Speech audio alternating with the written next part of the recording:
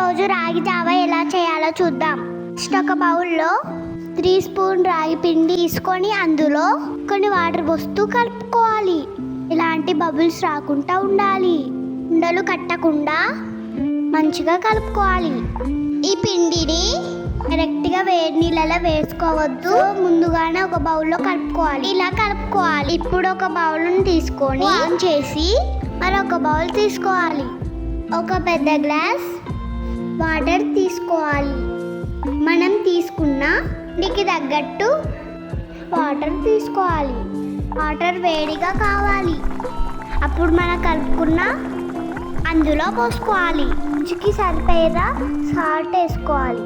దాన్ని కలుపుతూనే ఉండాలి. తర్వాత స్టవ్ ఆఫ్ చేయాలి. కొంచెం గోరువెచ్చగా అయ్యాక తాగాలి. అబ్బా, సూపర్! ఉందండో